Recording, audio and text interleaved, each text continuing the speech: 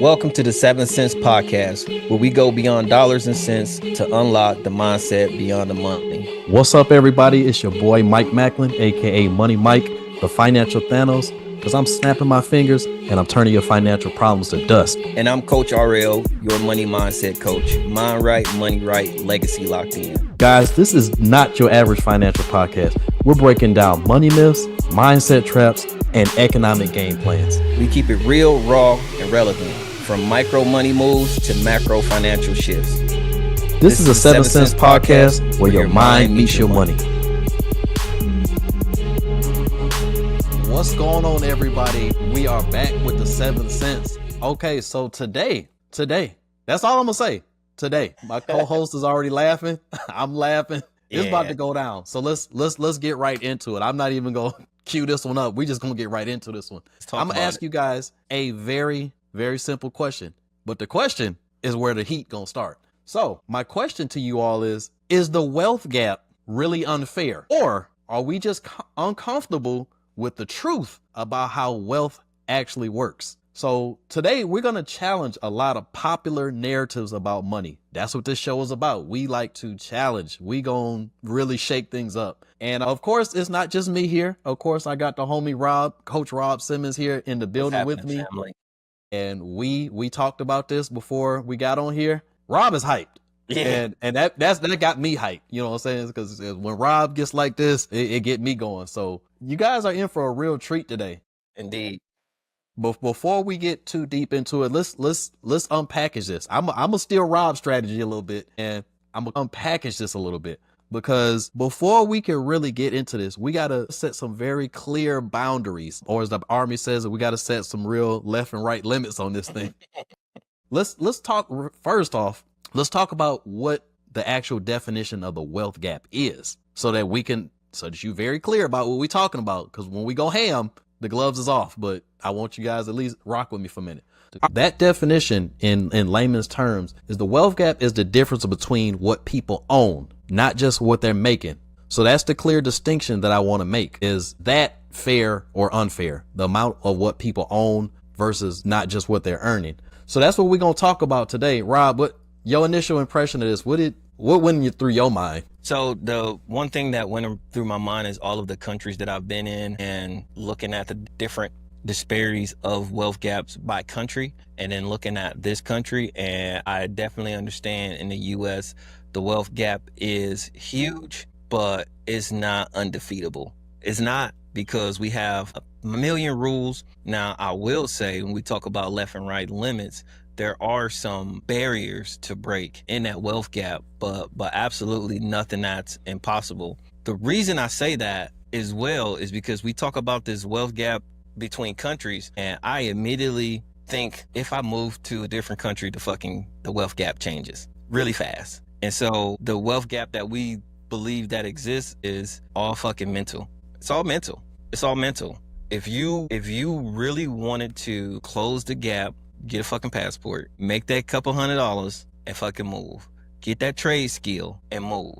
It's that simple. But you've been put into this box so long that you believe that you belong in a certain class, and some people are just comfortable. Some people are comfortable where it's at, and wealth ain't easy. Wealth is not easy. Not an easy task by all means. But there is a lot to unpack, because even we talk about the ability to have certain assets. Again, it's some gatekeeping that's happening. But again, that doesn't make it impossible. I think we look back at the history of the wealth gap, and we can talk about Atlanta right now. We can talk about Harlem. We can talk about Chicago. We can talk about Detroit, where Black people have established their own community and assets. And even that was fucking, for lack of better words, taken from them. And so it's a big conversation for me, because it touches on a whole lot of things. And when you're looking at the wealth gap, you can't look at it from an individual perspective. You have to look at it from a communal perspective, because if you're not operating within a community to create wealth, there's always going to be a wealth gap. Because when you look at what wealth is. It is a different community or class of people, not just one or two people to say, hey, he got more houses than I got. No, they got more houses than you got. And that's the reason that's happening, because you are working with you, and that's how you are looking at it. And when you say they have more stuff than we have, when we put our stuff together, that is what builds the wealth. Okay. That's my initial thought. I got you. So when I first started looking at this, I don't know why I'm like this, but I like to play devil's advocate in a lot of stuff. You know what I'm saying? I'm a person, I was always raised that, and especially like it resonates with me now more so than anything. The only person responsible for your life is you. Like I hear what you're saying, Rob. I do, because you're not wrong in what you're saying.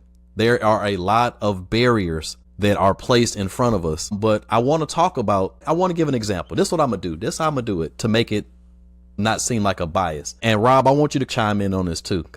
So I'm going to ask a question, and I'm going to ask you, is this fair or unfair? Okay. So let's say the perfect world came into existence, or somebody just decided, you know what, we're going to have a little experiment here. And what we're going to do is we're going to give everybody in America, because that's where we live, we say, we're going to give everybody in America $1 million. We're going to give you $1 million.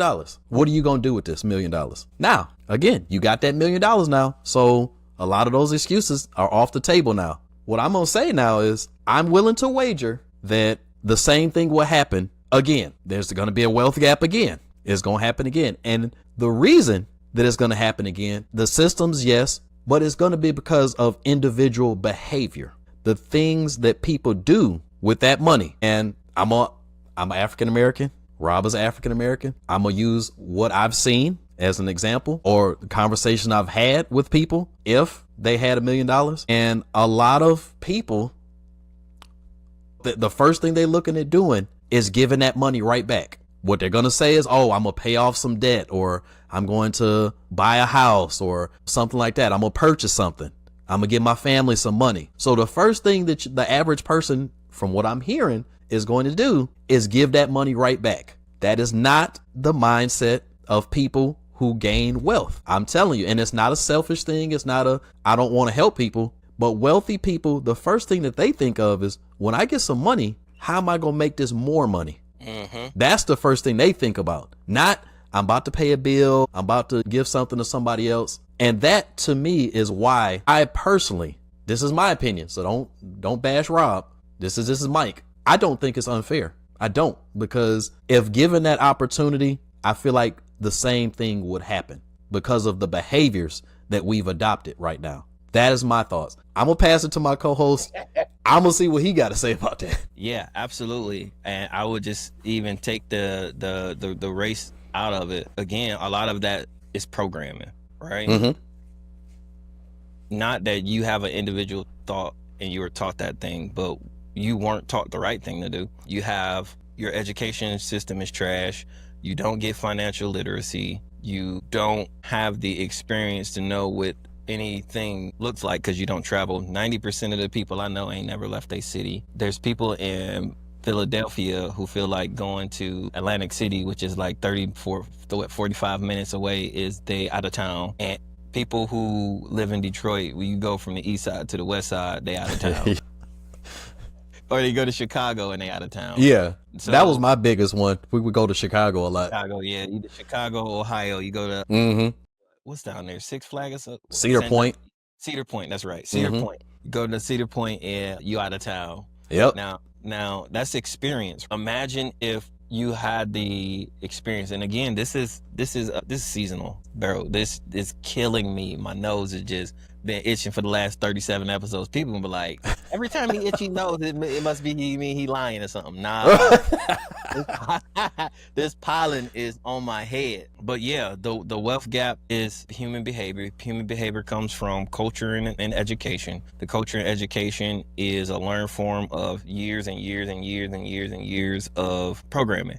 I say all that to say this: if I told you all of that, what you gonna do about it? And that's a big thing, and that's what Mike is saying is like, now that you sat in the seats and you had this experience, or I'm telling you, you going up the street ain't out of town. And again, the experience of buying a first class ticket, the experience of renting a luxury resort, and understanding what the wealth looks like. And this is more of a monetary, not necessarily the assets, but then being able to go into other countries, and let's say you got a $150,000 house, and that's a small two bedroom, 1 bathroom home or apartment or condo, and go see what that can buy you in Brazil, in Belize, in Thailand. See what that Ghana, see what that amount can get you, and see if your thoughts don't change on the level, the number of assets that you can have or what you make. And that's across all races. And it ain't, I can't think of that. What's the name of that show? It's, I can't think of the name of the show. Anyhow, it's a show, and it's all white kids, and the rich kids live on one part of the island.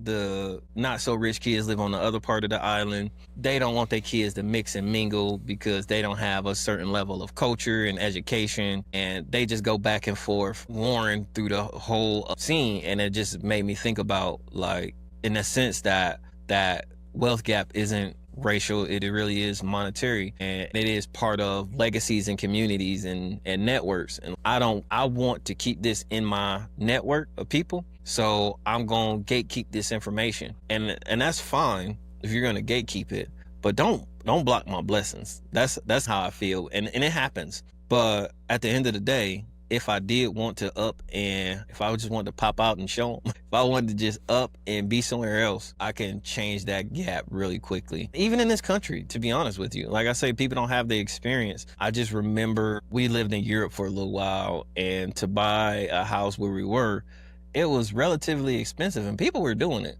And the euro just a little bit more than $1, but it was affordable when it came down to the fact that if I worked in this country, I could earn more. Right, especially with my skill set. For me, it just wasn't for me. But the moment I came back, I was sent straight to Kansas, and then we were doing some house hunting, and I was looking at these houses, 3,400 square feet, 3,600 square feet, 400 square feet, 250. And I was like, I'm about to clean house. So I bought my house. I don't think I'm gonna say it until I sell it. What I bought it for, because I want to sell it for more when I bought it for. But I bought my house for a really good price, 3,600 square feet. And that isn't even, that's the square footage that is, what do they call it? It is basically based off of the legal floor plan. Realistically, it's probably it's like actual square footage or something versus whatever. I know what you're saying. Yeah, so I have some rooms that don't have windows, so they don't count as rooms. It says it's a 4-bedroom, but really it's like a 6 or 7 bedroom. And two of the rooms, one is a workout room, another one is a TV room. The other one is office, just because they're not bedrooms and they don't have windows or whatever. One of them actually does have a window. It doesn't have the HVAC system or whatever. Anyhow, I say all that to say, bought it for, I would say it was less than $250. And then you go into my next duty station, which was Washington, D.C. And we had a 2,500 square home, and I think it had 4 bedrooms and a basement, 2,600 square feet. And the valuation of this home was $700,000. Crazy. Sometimes the wealth disparity isn't where you at. It's where you need to take your ass. That's you close the gap by taking your ass somewhere else. That's really the moral of the story. Is if you feel like, hey, I can't get the assets I need off of what I got, go somewhere where you can obtain the assets at your pocketbook. Right. You know what? I'm glad you said that, because that actually led to my overarching thought on this, is that the biggest problem here that's causing the wealth gap, I'm not going to say it's necessarily systemic. I say it's more so in the belief system that you have. Too many of us believe that there's just nothing we can do about it. And it's by design. I try to give people an out when I say things, but I don't want to completely just point the finger and say it's all your fault. Because it's not all your fault. But when you allow yourself to become a prisoner of that system, and you no longer stop trying to fight your way out of it or do anything different, that is why a lot of times the gap continues to widen. Is because in a race, there's always a chance that you can win. Anything can happen. You know, the person, look at the tortoise and the hare, for example, that story where obviously there was a huge difference in speed between a tortoise and a hare. And had that tortoise said, you know what, this rabbit is faster than me. There's nothing I can do about that. I'm not even going to try. That tortoise was going to lose. It was going to happen. And looking on the other side of that, from the hare's perspective, the hare like, okay, ain't no way this person going to catch up with me. This turtle is slow. He's not going to catch up with me. I don't have to work as hard. I can sit here and chill. And that was the fatal mistake that hare made. So I want y'all to look at this in a bigger picture. I want y'all to look at the tortoise and the hare as your own life. Right now, there's people that are really doing well, like crushing it.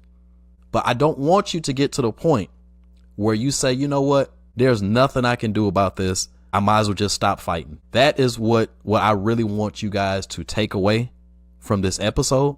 Do I think it's unfair? Again, no, I don't think it's unfair, because everybody has the same brain, the same whatever. God gave everybody the same starting point, regardless of what that looks like. The difference is what you do with what you have. Okay, if you just say, you know what, I don't have nothing, this just is what it is, then yeah, it's called the self-fulfilling prophecy. If that's what you're going to go with, then that's what's going to happen. Nothing's going to change. But if you make a decision within yourself that says, you know what, I don't care what this system looks like. Rob gave a great example. Okay, you know what? The game is messed up over here. It's rigged over here. I'm taking my ball. I'm going somewhere else. I'm going to play the game somewhere else. You don't have to stay stuck in that same spot. Rob, what you got for him? What you thinking? Yeah, I'll go back to my initial thought, and then I'll dive into that if everybody had $1 million. This is just, I think it's important to be able to provide free game every time I get behind this mic. So put your money together. Moral of the story is put your money together, right? If you feel like you are in a spot and you are stuck and you need to make the next move, but everything becomes monotonous and redundant every day, because I see people, hey, I need this job. I'm living paycheck to paycheck. I cannot afford to miss the next paycheck.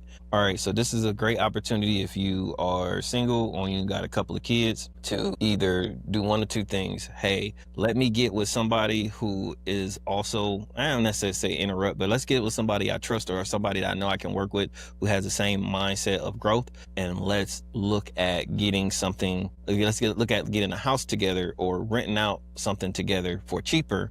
And in that way, it'll cut some costs in housing. Now that I've cut some costs in housing, I now have some wiggle room to play with. Even if I got to move in with my mama for 3 months, just say, hey, mom, I'm paying $1,000 in rent right now. This shit ain't working out. I will pay you $500, but I need to take this other 500. Anyhow, what I'm saying is work together. It's the reason why some cultures have all 3 generations in the same house. It just makes sense. The second thing is when you work together, the second part to we're putting our money in a pot now, that money needs to go make money. So if I had $1 million, and everybody had $1 million today and everybody got $1 million, the first thing I would do is I would get my family and some people that I trust, and we are going to sit down before we spend a nickel and make a plan. All right.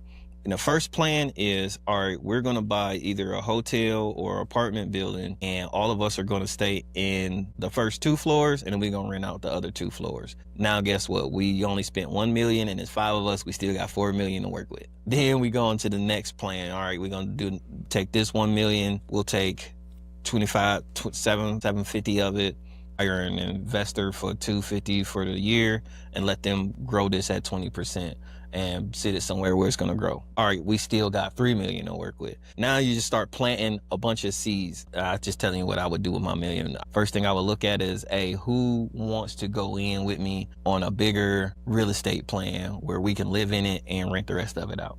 That'd be my first thought, because that house going to be filled because all of these other millionaires walking around need somewhere to live. And they need somebody to pay to do it. But that would be my thing. And so I know that we are stronger as a community, stronger within as we work together. And then when we can get that type of growth mindset is, I'm not out here to do this by myself, or I'm not out here to keep it all myself. Ooh, that was my other point. That's going to grow us. But the other piece of the wealth gap, and let me like flip this thing on its head, is a lot of these larger organizations have figured out how to not keep all of the money. And in not keeping all of the money, they've built a bigger level of wealth. I would say one of the examples is, and I don't even know if it's like this no more, but it's probably like this about 10 years ago, where Google was one of the top places to work. And the reason Google was one of the top places to work is because they put money back into their facilities and back into their people to educate them more, to give them more time and give them a better work balance in order to create more stuff for the company. Spend more, you get more back. For the smaller companies, they are trying so hard to keep every nickel and not pouring into their people. They in turn get further away from that wealth gap. And I will end on that note. Pour into your people, man. I like that. I like that. Yeah, Rob really hit some nails on the head as far as understanding what to do with what you have and the power of collective synergy and coming together. I want to paint that into kind of like a relatable little image or whatever. Let's say, for instance, I'm from Detroit. Look, I'm gonna talk about my life, like real life. There's been some days that I had to deal with some people. I'm still a small guy, so imagine me younger, meaning I was smaller than what I am right now. And so in Detroit, yeah, I had to deal with some things. Yeah.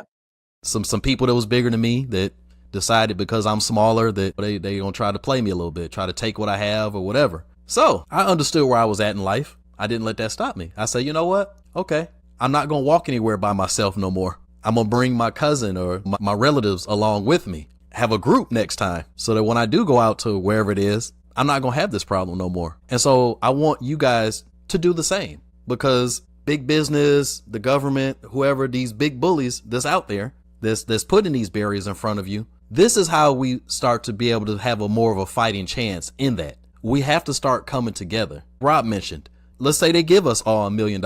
Okay, hey, let's come together. 5 of us, 10 of us. Okay, we got 10 million. Let's go get these big things and let's start to bridge this gap that way with changed behaviors and changed mindsets. Now, as I close, I want to talk to my co-host a little bit. I know there's some things that you're working on that kind of helps like bridging these gaps. I know I've looked at some of your systems and things. We've talked about your philosophies. How are you helping people bridge that gap in their own minds and in their own pockets? Yeah, so I'll tell you right now, y'all folks can go to yourmoneygoat.com and look at a handful of the things that I got going on. Right now, I'm only running this once a month. We doing a webinar. It's called the No Gatekeeping webinar. What we do is peel back the onion of some of these things that we are talking about, to include how to close these wealth gaps and how to build generational wealth. Generational wealth is so important because it's like having your kids run a race, but you give them a 5-step head start on that race. And